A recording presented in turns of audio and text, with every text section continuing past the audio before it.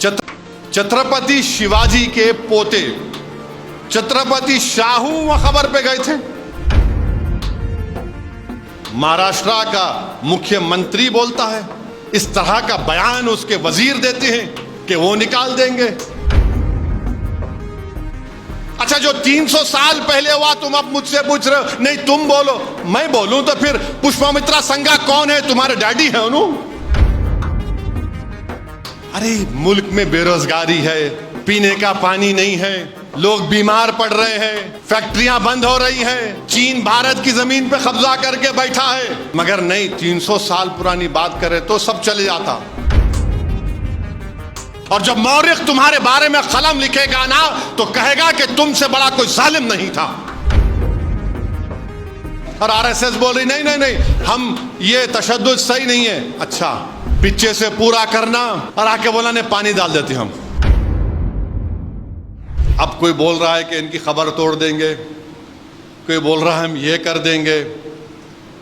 ये जानते नहीं है कि जब कोई इस जमीन में चले जाता है या कोई अपने मजहबी रसूमात के तहत दुनिया से जाता है, सबको अल्लाह एक दिन जमा करने वाला है। तुम आज बड़ी बड़ी बातें कर रहे हो ना, इंशाअल्लाह ताला हम उस दिन कामयाब होंगे। आज तुम इख्तिदार के नशे में आकर तुम बकवास बक रहे हो, तुम बकवास बक रहे हो, तुम नफरत के मजाहरे कर रहे हो। एक महाराष्ट्र का मुख्यमंत्री बोलता है,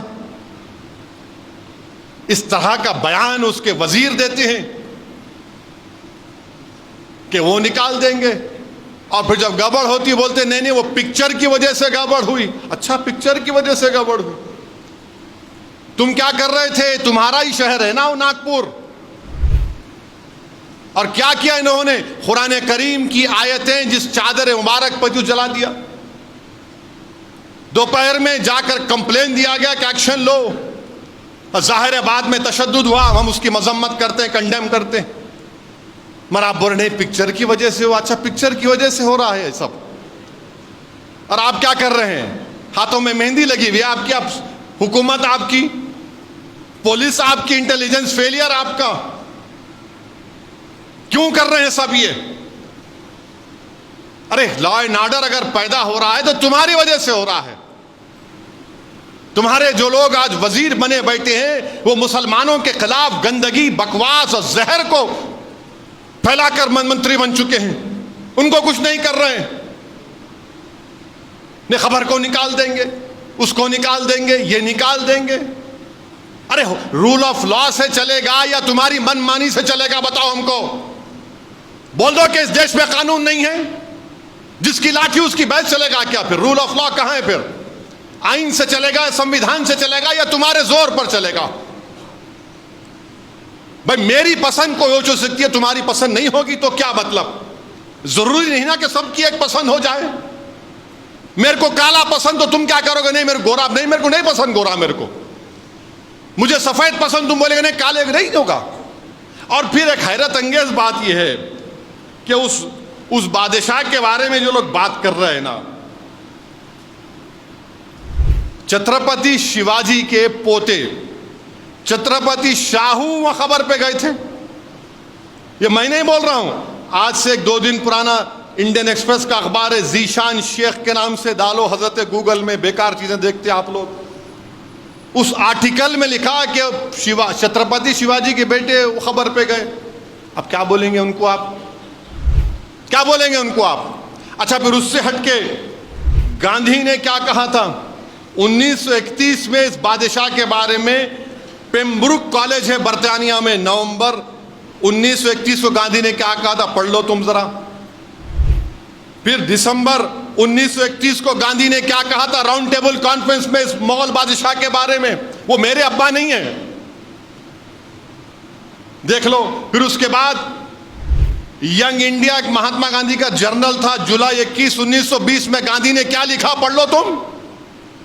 फिर नवजीवन अक्टूबर 20 1921 को गांधी ने क्या लिखा इस मुगल बादशाह के बारे में, पढ़ लो तुम।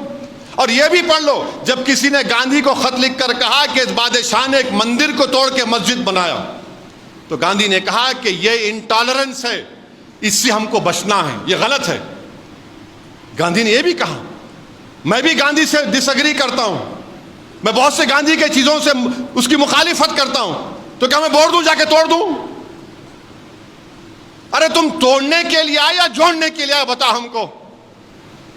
अच्छा, जो 300 साल पहले हुआ तुम अब मुझसे पूछ रहे हो? नहीं, तुम बोलो, मैं बोलूं तो फिर पुष्पमित्रा संगा कौन है? तुम्हारे डैडी है उन्हों? कौन है पुष्पमित्रा संगा? बोलो फिर। छोला बादशाहों के पास क्या हुआ, बोलूं मैं? अरे मुल्क में बेरोजगारी है, पीने का पानी नहीं है, लोग बीमार पड़ रहे हैं, फैक्ट्रियां बंद हो रही हैं, चीन भारत की जमीन पे कब्जा करके बैठा है। मगर नहीं, 300 साल पुरानी बात करें तो सब चले जाता। ये क्या आमफाट है? बोले चले जाएंगा।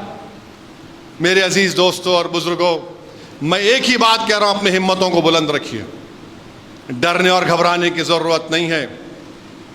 अल्लाह के रसूल सल्लल्लाहु अलैहि वसल्लम की हम उम्मत हैं, अल्लाह उसका रसूल हमारे साथ हैं, अल्लाह उसका रसूल हमारे साथ हैं, हरगिज डरने की जरूरत नहीं। जमहूरियत के दायरे में रहकर हम लड़ते आए और लड़ते रहेंगे। ये लोग डराने की सियासत अगर कर रहे हैं तो याद रखो, हम सिर्फ अल्लाह से डरने वाले हैं, इक़्तिदार की कुर्सियों पर बैठने वालों से डरने वाले नहीं हैं।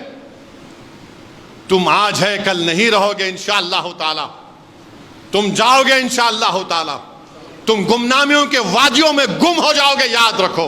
और जब मौरिख तुम्हारे बारे में कलम लिखेगा ना, तो कहेगा कि तुमसे बड़ा कोई जालिम नहीं था जिसने आइन की धज्जियों को उड़ा दिया। नागपुर में जो झगड़ा हुआ, जो आरएसएस के लोग चादर को जलाए जिस पे कुरान करीम के आयत थे, उनको पुलिस स्टेशन में हजरत पुलिस ने बेल दे दी, और 50 या 60 बच्चे अभी जेल में हैं। और चीफ मिनिस्टर बोल रहे, जो साजिश की उनकी खबर खोद दूंगा। अरे जो करे, फोटो नहीं दिख रही आपको? आप ही के बयान की वजह से हुआ ना, आप ही के शहर में। मेरे अजीज दोस्तों और बुजुर्गों, बीजेपी